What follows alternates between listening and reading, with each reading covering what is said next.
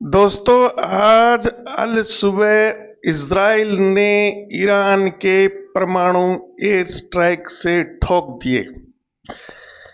Iran का army commander, Iran का nuclear scientist, Iran का भूतपूर्व एटॉमिक एनर्जी कमिश्नर स्ट्राइक में मारे गए। खुमैनी बाल बाल बचा। एक पाकिस्तानी पत्रकार और एक ईरानी पत्रकार की जहालियत भरी बातें आप सुनिए, आपको बहुत हंसी आएगी, आपका पूरा मनोरंजन होगा।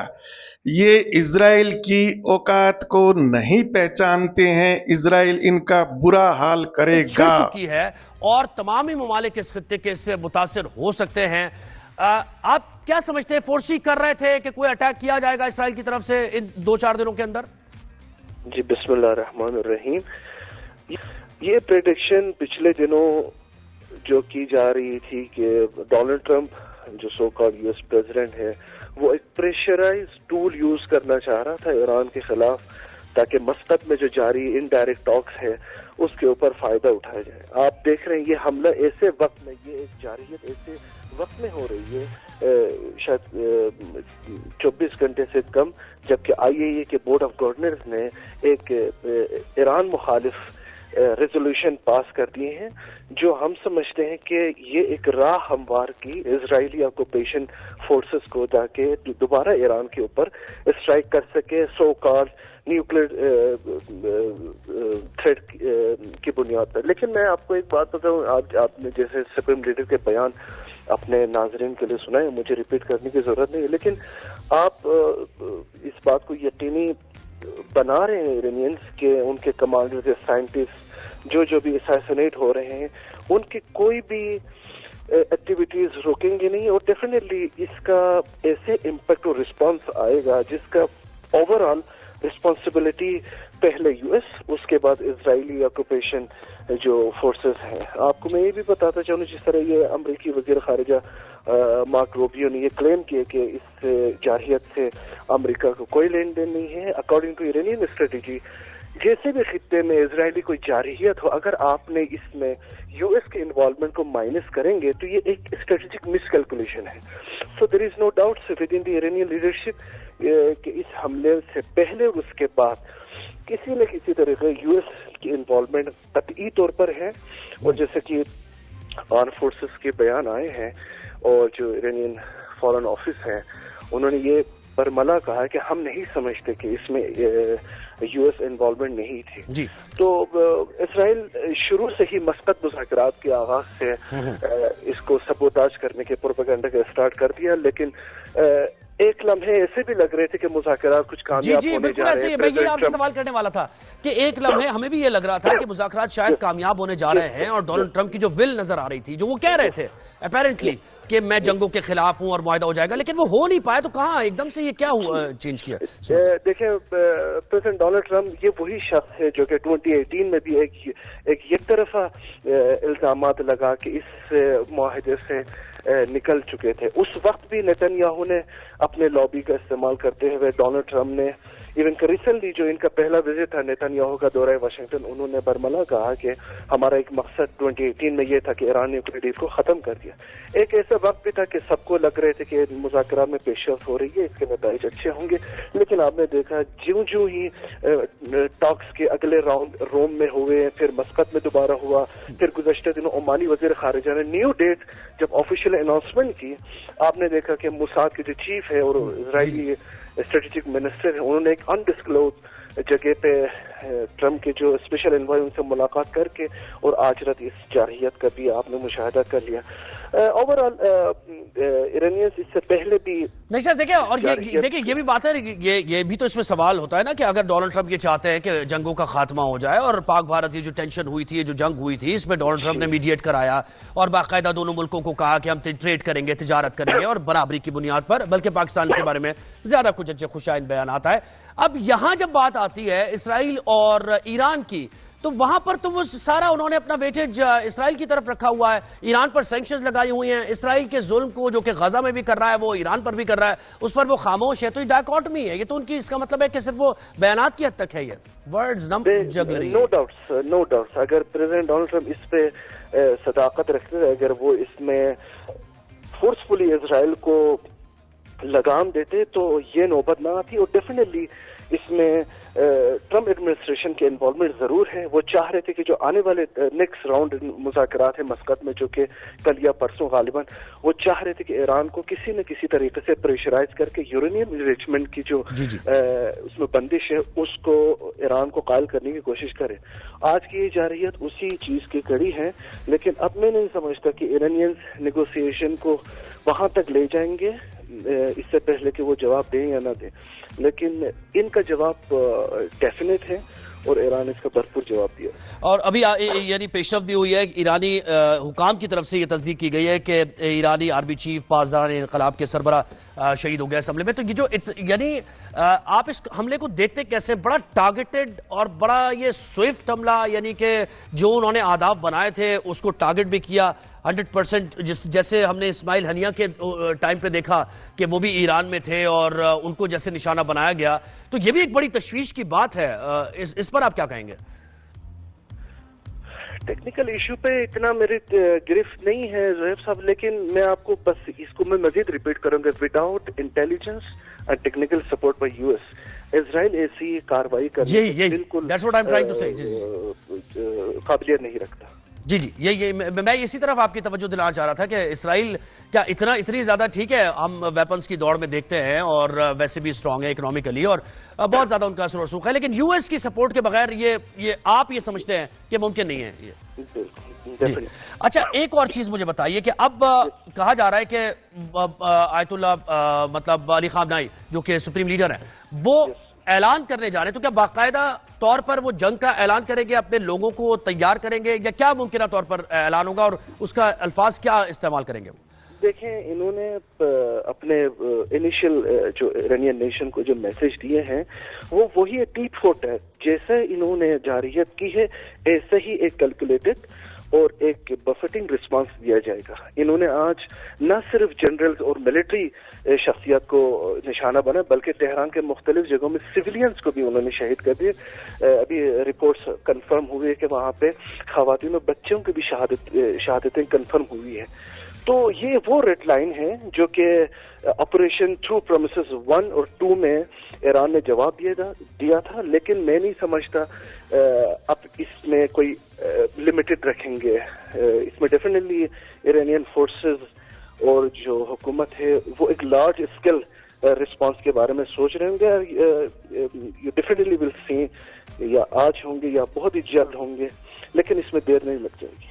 اچھا مجھے بتائیے کہ انٹرنیشنل ایٹامک انرجی کمیشن نے اس پر تشویش کا اظہار کیا، لیکن اس سے پہلے ہم نے دیکھا کہ انہوں نے ایران پر سینکشن سے متعلق بات کی اور ان کے بالکل یہ تشویش بھی ایک ڈرامے کے حد تک ہے. یہ جو آئی اے کے جو ڈائریکٹر جنرل ہے گروسی، ایرانین انٹیلیجنس نے ریسنٹلی بہت ہائی کلاسیفائڈ جو انفارمیشن ہے اسرائیلی ایٹامک انرجی ایکٹیویٹیز کے انہوں نے ڈسکلوز کر دی، اور اس میں آئی اے اور خصوصاً وہ جو ڈبل اسٹینڈرڈ یوز کرتے ہیں بورڈ آف گورنرز جو برٹن، فرانس اور جو جرمنی سو کارڈ E3 کے شیپ میں یہ لوگ ریزولوشن پاس کرواتے ہیں.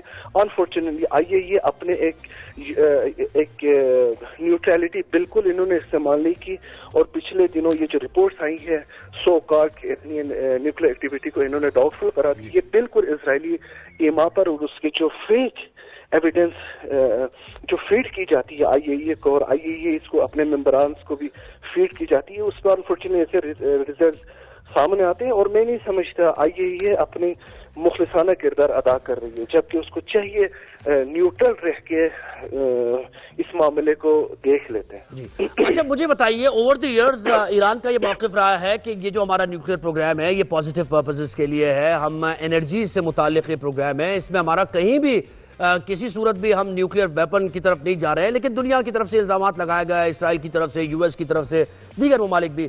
تو اب یہ جو حملہ ہوا ہے اس کے بعد آپ کیا صورتحال آگے بڑھتی دیکھتے ہیں کہ کیا واقعی ایران اسٹک کرے گا اس پر، اور وہ جو ایران کا موقف تھا کہ ہم نیوکلیئر ہتھیاروں کی طرف نہیں جانا چاہ رہے، تو یہ کیا صرف دنیا کو دکھانے کے لیے ہے، یعنی اس کو آپ کیسے انالائز کرتے ہیں، مجھے بتائیے؟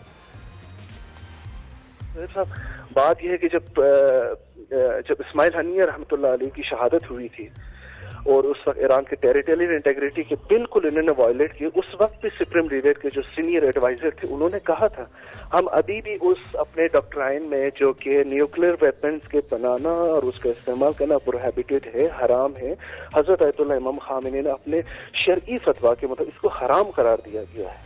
لیکن اگر دشمن اس کے باوجود الزامات کی بنیاد پر یا بے بنیاد ایویڈنس دے کے دنیا کو یہ ثابت کرانا چاہتے ہو کہ ایران نہ صرف پیسفل نہیں کر بلکہ کوئی سو کال ویپن، تو ایران کے پاس اپنی بقا کی سلامتی اور سورینٹی کی حفاظت کے لیے اور کیا چاہ رہا ہوگا؟ آپ مجھے یہ بتائیں، جب آئی اے ای اے نے 2018 کے بعد ڈونلڈ ٹرمپ کے یک طرفہ انخلا کے بعد جب اپنے 10 سے 15 رپورٹ جاری کی اور اس میں خود ہی آئی اے ای اے نے کنفرم کیا کہ ایران اپنے جو وعدوں پر کمیٹڈ ہے، اس کے برعکس آپ نے دیکھا جو E3 ہے نیوکلیئر ڈیل کے جو دیگر ممبران ہیں انکلوڈنگ جو امریکہ، وہ اپنے جو وعدوں پر عمل درآمد کیے نہیں ہے. اب وہی لوگ آ کے گزشتہ روز ایران کے خلاف ریزولوشن پاس کر رہے. تو میں سمجھتا ہوں یہ جتنے بھی صورتحال ہے اس کے ریسپانسبل امریکہ سمیت وہ یورپی ممالک ہے جو امریکہ کے انخلا کے بعد نہ صرف اپنے وعدوں کی پاسداری نہیں کی بلکہ آئی اے ای اے اور اسرائیل کا ساتھ دے کر بھی صورتحال کو مزید مخدوش کرنے میں انوالومنٹ رہی ہے. اچھا مجھے یہ بتائیے گا، بڑا محتاط انداز میں ظاہر ہے ہم گفتگو کر رہے ہیں اور سارے معاملات کو بھی ہم دیکھنے کی کوشش کر رہے ہیں اور تجزیہ بھی ہمارا ظاہر اس پر جاری ہے. یہ جو اسرائیل کو تسلیم کرنے سے متعلق ایک نیریٹو بنایا جا رہا تھا، اور آپ کو یاد ہوگا کہ ڈونلڈ ٹرمپ نے اس خواہش کا اظہار بھی کیا، محمد بن سلمان سے بھی ان کو انڈائریکٹ ایک میسج پہنچایا کہ مجھے بڑی خوشی ہوگی. پھر ہمارے جو دیگر اسلامی ممالک ہیں وہ کچھ تسلیم کرنے کی طرف جا بھی چکے ہیں. تو اس سارے سینیریو میں اس جنگ کے بعد آپ یہ جو ہمارے خطے کے ممالک ہیں ان کے اوپر تو بڑی ٹائٹ روپ پہ ان کو چلنا پڑے گا، بڑی فائن لائن ہے، کیونکہ ایک طرف یو ایس ہے، دوسری طرف ہمارے نیبرز بھی ہیں، ایران ہے، انڈیا ہے. اس تناظر میں ذرا اس پرسپیکٹو میں تھوڑا سا آپ نے کیا یہ سمجھتے ہیں ساؤتھ ایشیا میں ریسنٹ جو وار ہوئی تھی انڈیا کے یونیلیٹرل ایکشن پہ آکوپائڈ کشمیر میں جو ایک حملے ہوئے، اس کے بعد آپ سمجھتے ہیں کہ خطے کے ممالک بالخصوص وطن عزیز پاکستان یا دوسرے جو اسلامی برادر ممالک ہے اس میں دوبارہ سوچ بچار کریں گے کہ اسرائیل کے ساتھ ہاتھ بڑھائیں؟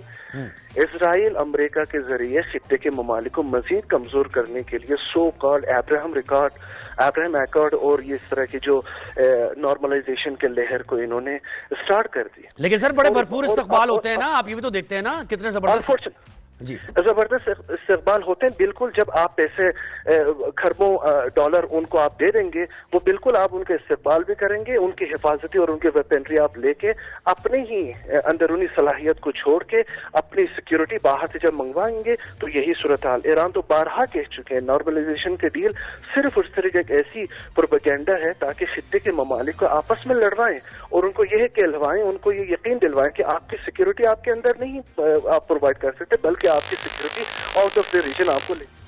جی بہت افسوس کی بات ہے اتنی ایویڈنس ہونے کے باوجود ساؤتھ ایشیا میں آپ نے اسرائیلی انوالومنٹ کی جو جی، اور آپ بخوبی جانتے ہیں، مجھ سے بہتر جانتے ہیں قطر کا جو کردار ہے، اور پھر غزہ میں جو صورتحال بن رہی ہے اس کی طرف بھی ہم صرف ریزولوشنز ہی ہمارے یہاں آتی ہیں. آپ ایجپٹ کو دیکھیں، آپ قطر کو دیکھیں، آپ میں اب دوسرے برادر ممالک کا نام نہیں لینا چاہتا، آپ دیکھ رہے ہیں ان کے کردار بھی دیکھ رہے ہیں. پاکستان تو ہزاروں کلومیٹر دور ہوتے ہوئے بھی ایک ایسے اسٹینڈس لیے ہیں دنیا میں بلکہ دیگر خطے کے ممالک نے ایسے اسٹینڈس اور پوزیشن نہیں لی. کیا وجہ ہے؟ آپ دیکھ رہے ہیں کہ نارملائزیشن کی ایک وجہ بھی ہے کہ آپ نے اپنے عوام کو چپ کرانا ہے، آپ نے مظاہرے نہیں کرنے دیں گے اپنے عوام کو جیلوں میں بھیجنا ہے، اسرائیل کے خلاف باتیں نہیں کرنے دینے، فلسطین کے حق میں باتیں نہیں کرنے دینے، یہی ڈیل کرنا. اچھا سر، ایک پرسپیکٹو یہ بھی ہے کہ ایران یعنی ایک پرسپیکٹو ہے یہ دنیا کا، اور میں آپ کے سامنے اس لیے رکھ رہا ہوں کہ آپ کا تجربہ بھی ہے کہ ایران پروکسیز بھی کرتا ہے. یعنی یہ کہا جاتا ہے یو ایس کی طرف سے اور دیگر ممالک کی طرف سے کہ ایران کی پروکسیز کام کر رہی ہیں لبنان میں حزب اللہ، اور پھر وہ غزہ میں حماس کے ساتھ مل کے وہ ہو رہا ہے سارا معاملہ، پھر غزہ پہ ان کا موقف اپنا اور ہے. تو وہ یہ کہتے ہیں کہ ایران کو کرب کرنا بہت ضروری ہے. اس نریٹو کو آپ کیسے دیکھتے ہیں اور اس پر کیسے آپ تنقید کریں گے؟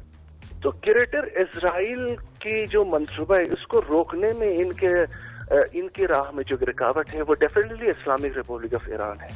اگر ایران ریزسٹنٹ فورس کی حمایت نہ صرف حمایت بلکہ ان کے مورال اور ٹیکنیکل یا کسی بھی صورت میں سپورٹ نہ کرتا تو آپ کیا سمجھتے ہیں کہ جو گریٹر اسرائیل کا منصوبہ ہے 10 سال پہلے 20 سال پہلے یہ 3 ڈیکیڈز 4 ڈیکیڈز نہیں ہوتے؟ بالکل بھی نہیں.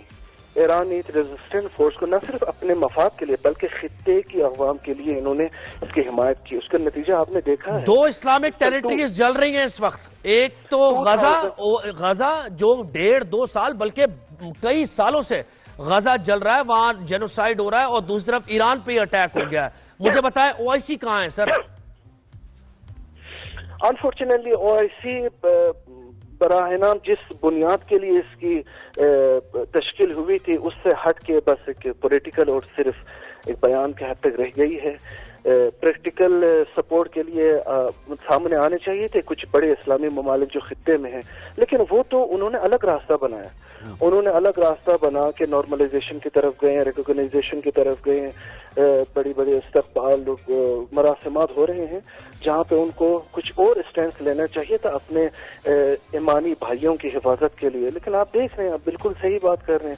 آپ کو میں یہ بھی بتاؤں کہ یہ خطے میں جیسے بھی جارحیت اور اسرائیل کی بڑھتی ہوئی جو عزائم ہیں وہ یہی کہ وہ ابھی بھی غزہ میں اپنے اہداف حاصل نہیں کرتے. اچھا, مجھے یہ بتائیں کہ اس بارے میں بھی آپ کی یقیناً آپ کا تجربہ بھی ہے, آپ کا مشاہدہ بھی ہے کہ اسرائیل کا اگر ہم ویسے اسٹریٹجکلی بات کریں یا پھر ٹیریٹری کے حساب سے وہ الگ ہے, لیکن ان کا جو ایک نظریاتی طور پہ جو ان کے کانسیپٹس ہیں وہ بھی ہم سب کے سامنے ہی ہیں, اور اس میں پھر وہ اپنا جب نقشہ بناتے ہیں تو سعودی عرب بھی اس میں آتا ہے. یہ آپ کو ریڈ ہائفر اور یہ ساری جو کہانیاں ہیں, یہ ساری چیزیں, تو مجھے بتائیں کہ یہاں تو ہمیں اور ہماری یعنی آئی اوپنر ہے ہمارے اسلامی ممالک کے لیے, جو کہ ابھی تک وہ سمجھ نہیں آ رہا کہ کیوں نہیں یہ چیز سمجھنا ہے. آئی اوپنر تو ہے زہیب صاحب, لیکن انفارچونیٹلی جب اسٹینڈ لینا چاہتے ہیں تب تو یہ پھر نارملائزیشن کا ڈیل چلتی ہے, اور وہاں سے نارتھ امریکہ سے ایک شخص آتے ہیں, وہاں پہ اس کا استقبال کیا جاتا ہے. Over 100,000 billions of dollars in کے ساتھ ڈیل کی جاتی ہے, اور ان سے یہ بھی کہا جاتا ہے کہ جوائنٹ اسٹیٹمنٹ پہ غزہ پہ فلسطین میں بات نہیں کرنی ہوتی ہے, بلکہ اسٹیٹ میں جا کے خواہش کا بھی اظہار ہو جاتی ہے کہ میزبان ملک سے یہ خواہش ہوتی ہے کہ میری عزت افزائی ہوگی اگر آپ اسرائیل کو ریکگنائز کریں. تو یہ صورتحال ہے. میں نہیں سمجھتا کہ حکمرانوں کی جو سوچ ہے وہ اپنے عوام کی طرح ہے. خطے کے عوام بالکل اس بات پہ بیدار ہیں کہ اسرائیل ایک انلیجٹمیٹ اور ایک قابض فورسز ہے جو 2023 7 اکتوبر میں آپریشن طوفان الاقصی کا آغاز ہوا تھا. وہ ایک بات کا ثبوت ہے, ایک بے تحاشا کہ اسرائیل کی سیکیورٹی اور انٹیلیجنس صرف اور صرف براہ نام ہے. جب تک US اس کی حمایت نہیں کرتے اسرائیل کی کوئی ایسی قابلیت نہیں ہے. آپ دیکھ رہے ہیں 7 اکتوبر 2023 سے آج تک وہ ایک حماس, ایک چھوٹی سی تنظیم جو کہ اسلامک ریولوشن کی کامیابی 1979 کے بعد اس کی تشکیل ہوئی, ابھی تک اس کو شکست دینے میں وہ بالکل اور یہ دیکھیں نا کہ میتھڈ ایک ہی ہے. یہ میتھڈ اگر ہم اس کو دیکھیں ایک ہی ہے. افغانستان پر جب اٹیک ہوتا ہے تو یہی کہا جاتا ہے کہ افغانستان کے عوام کے ساتھ ہمارا کوئی پرابلم نہیں ہے, وہاں کی لیڈرشپ آٹوکریٹ ہے, وہاں پر آمیریت ہے. پھر آپ ایران کی تو چھوڑیں ابھی بات, لیکن عراق پر بھی جب حملہ ہوتا ہے US کی طرف سے, وہاں بھی ایسے الزامات لگائے جاتے ہیں جس کے بعد کچھ نکل کے سامنے نہیں آتا. کرنل قذافی کو آپ دیکھ لیں. تو یہ جو ان کا میتھڈ ہے وہ ایک ہی طرح کا ہے کہ وہ یہاں حملہ آور ہوتے ہیں اور نیریٹو یہ بناتے ہیں کہ ہمارا وہاں کے عوام کو بلکہ ہم ان کے نجات دہندہ ہیں, lander of the last resort. آپ اس کے بارے میں کیا کہیں گے؟ وہ چاہتے ہی نہیں ہے کوئی. میں صرف مسلم نیشنز کی بات نہیں کر رہا, ریجن میں جو سو کالڈ ورلڈ پاور تھے وہ چاہتے ہی نہیں ہے کوئی نیشن, کوئی ملک یا قوم انڈیپینڈنٹ ہو, اپنے سوورنٹی اور ٹیریٹری انٹیگریٹی کی حفاظت کرنے کی وہ اپنے قابلیت سمجھا جائے. آپ نے لیبیا کی حالت دیکھا, آپ نے سیریا کی جو ڈرامہ ہے 2-3 مہینے پہلے دیکھا. جو بندہ جو شخص آج سے 10 سال پہلے US ڈیزگنیٹ ٹیررسٹ ہے اور اس کے سر کے لیے $10 ملین قیمت رکھی چکی تھی, وہ آپ نے دیکھا بازی پلٹ گئی, ایک دن میں وہ قبضہ بھی کر لیا اور اگلے دن اس کو اس لیسٹ سے نکال دیا. بالکل, یعنی انٹرنیشنل کورٹ آف جسٹس میں آپ دیکھیں نا کہ وارنٹ جاری ہوئے ہیں نیتنیاہو کے. آپ دیکھیں جو ورلڈ پاورز ہے وہ اپنے پریشرائز اپنے وہ جو کیپیسٹی یوز کر کے وہ انٹرنیشنل کورٹ آف جسٹس کے جو ججز ہیں ان کے اوپر سینکشن ڈال. جس جس انٹرنیشنل کورٹ جو کہ تمام ممالک نے سائن کی ہے کہ اگر آپ کی بات آپ کے ملک میں آپ کے ریجن میں نہیں بنے آپ اپنی داد خواہی اپنے جو اپنا مقدمہ اپنا کیس ادھر آ کے لڑیں گے. اور آپ نے دیکھا فلسطین کے حق میں فیصلہ آیا اور آپ نے دیکھا کہ امریکہ نے کیا بیہیویئر کیا. اسرائیل نے نہ صرف نہ رکا بلکہ اپنی جارحیت میں مزید اضافہ کر دیا. تو میں سمجھتا ہوں یہ جتنی بھی پالیسیز ہے مڈل ایسٹ میں 2011 سے لے کے ابھی تک وہ اسی ممالک کو ٹارگٹ کر رہے ہیں جو وہ چاہ رہے تھے آکوپیشن کے خلاف ریزسٹنس کریں, جارحیت کے خلاف مقابلہ کریں, اپنے انڈیپینڈنٹ اور اپنی سوورینٹی کا دفاع کریں. تو انہیں ممالک کو وہ پیرالائز کر رہے ہیں. عادل صاحب مجھے ایک چیز اور بتائیے بس آپ سے پھر اجازت میں لوں گا کہ اسٹریٹجیکلی کیا ایران کے پاس آپشنز ہیں کیا؟ کیونکہ دیکھیں نا فورس تو بہت بڑی ہے اسرائیل اور پھر یو ایس کی جیسے آپ کہہ رہے ہیں بیکنگ ہے اس کو, تو ایران کی یعنی کیا آپشنز ہیں ایران کے پاس ابھی ممکنہ طور پر؟ لیٹ می کلیئر, جو بھی آپشن آئیں گے سچویشن کنٹرول کرنے میں وہ تب آئے گا جب رسپانس دیا جائے گا اسرائیل کو. آپ کو اور مجھے ویٹ کرنا پڑے گا جب ایران رسپانس دیں گے, پھر صورتحال ایران, کیونکہ شروعات اسرائیل نے کی ہے اور اس کا اختتام آئی ہیو نو آئیڈیا, کیونکہ جنگ ہونا بہت آسان ہوں گی لیکن اس کا خاتمہ کرنا بہت مشکل ہے, اور شروع کرنے والا ہمیشہ اسرائیل ہی تھا. اور اس بار بھی اسرائیل نے جارحیت کی ہے, ایگریشن کیا ہے. بالکل افضل صاحب بہت شکریہ, آپ نے ہمیں وقت دیا اور تفصیلی طور پر سارے منظر نامہ اپنا تجزیہ بھی پیش کیا.